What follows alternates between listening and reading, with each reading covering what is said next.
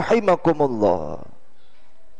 Berangkat dari firman Allah Subhanahu wa ta'ala yang tertulis di dalam surah Al-Ankabut ayat 2. A'udzu billahi minasyaitonir rajim.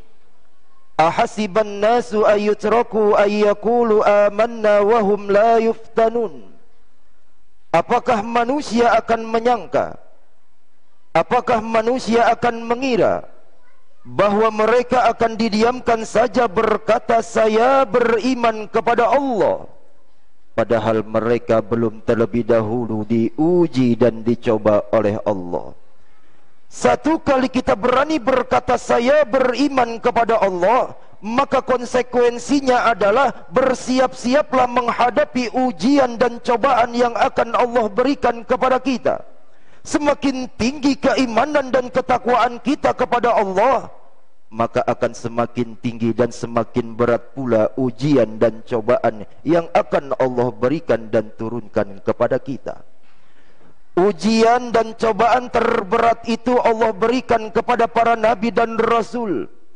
Setelah para nabi dan rasul, para ulama ke bawah dan ke bawah akan Allah uji bagaimana keteguhan dan kekuatan ia memegang kepada agama. Satu buah contoh kecil dari seorang perjalanan hidup seorang Nabiullah Ibrahim alaihi salam. Nabi Ibrahim memiliki keimanan dan ketakwaan yang begitu tinggi dan kuat kepada Allah. Ujian dan cobaan yang Allah berikan tidak ada henti-hentinya. Diuji dengan orang tuanya, berhasil. Diuji dengan istrinya, tidak membuat keimanannya berganti. Diuji dengan umat, diuji dengan masyarakat, selamat. Diuji dengan anak pun Nabiullah Ibrahim lulus. Ujian itu pun datang terus menerus dan bertubi-tubi. Diuji dan dicoba oleh Allah dengan orang tuanya yang bernama Azar, yang menjadi salah satu pembuat produsen berhala terbesar, penyembah berhala, berlainan akidah dengan Nabiullah Ibrahim, berhasil tidak membuat akidahnya goyah di hadapan Allah. Wa idh qala Ibrahimu li abihi Azar atattakhidhu asnaman aliha. Wahai ayahku Azar, apakah engkau akan menjadikan berhala-berhala yang telah kau buat dengan tanganmu sendiri sebagai Tuhan sesembahanmu? Wa inni araka wa qaumaka fi dhalalim mubin. Karena sesungguhnya aku Ibrahim telah melihat dirimu dan umatmu berada di dalam kesesatan yang amat nyata. Apa jawaban ayahnya yang bernama Azar? Araghibun anta an alihati ya Ibrahim. Ibrahim, jikalau engkau tidak suka, tidak senang dengan Tuhan yang aku buat dengan tanganku sendiri, yang aku jadikan sesembahan, wa ilam tantahi, dan apabila engkau tidak henti-hentinya menceramahi aku untuk menyembah Tuhanmu yang bernama Allah, la arjumannaka, kata Azar, aku akan merajammu sampai mati. Wahjurni maliya, dan tinggalkanlah aku mulai detik ini dalam waktu yang cukup lama. Diuji dengan orang tuanya, tidak membuat akidahnya goyah. Bagaimana dengan kita? Ketika Allah uji dan coba di kita dengan orang tua, goyahkah keimanan dan ketakwaan kita kepada Allah? Walaupun berlainan akidah, tetap akhlak dan etika dicontohkan oleh Nabiullah Ibrahim sesuai dengan firman Allah, wa sahibahuma ma'rufa. Walaupun ditentang, walaupun diusir, walaupun dicaci maki oleh ayahnya yang bernama Azar, tetap meminta bermunajat dan berdoa kepada Allah, salamun alaika wa astaghfirulak. Ayahku Azar, semoga senantiasa kesejahteraan dan keselamatan terus menyertaimu, dan aku terus berdoa dan bermunajat kepada Allah, semoga Allah memberimu hidayah dan mengampuni atas seluruh dosa dan kesalahan yang pernah kau lakukan kepada Allah. Diuji dengan orang tuanya, dicoba dengan ayahnya yang menjadi produsen dan penyembah berhala, lulus Nabiullah Ibrahim.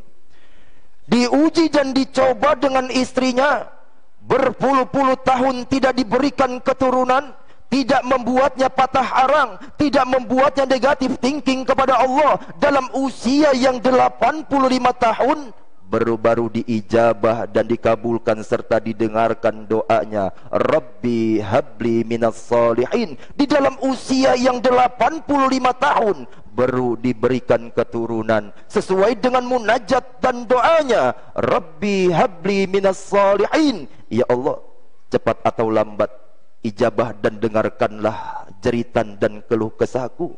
Berikanlah aku anak-anak yang soleh. Diijabah oleh Allah, diuji dengan istrinya, tidak membuat keimanan dan ketakwaannya mati. Diuji dengan umat, selamat. Bagaimana tidak?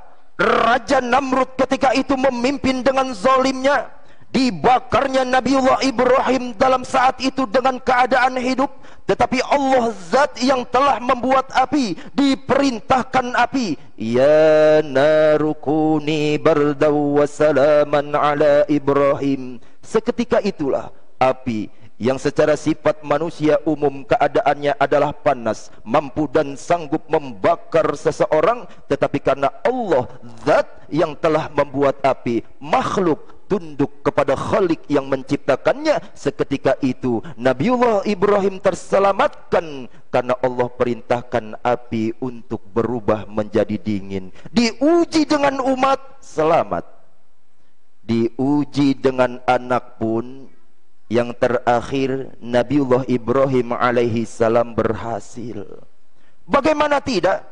Jeritan rintihan munajat berpuluh-puluh tahun ia pinta kepada Allah, Rabbi habli minas salihin. Ya Allah, berikanlah aku keturunan anak-anak yang saleh. 85 tahun doa itu baru didengar. 85 tahun proses dan penantian panjang itu baru didengarkan oleh Allah. Diberikan anak yang bernama Nabiullah Ismail alaihi salam. Ketika falamma balagha ma'ahu sa'ya, di dalam riwayat ada yang mengatakan 7 tahun dan di riwayat lain ada yang mengatakan 9 tahun. Allah tes keimanan dan ketakwaan Nabiullah Ibrahim alaihi salam melalui satu jalur mimpinya ketika itu.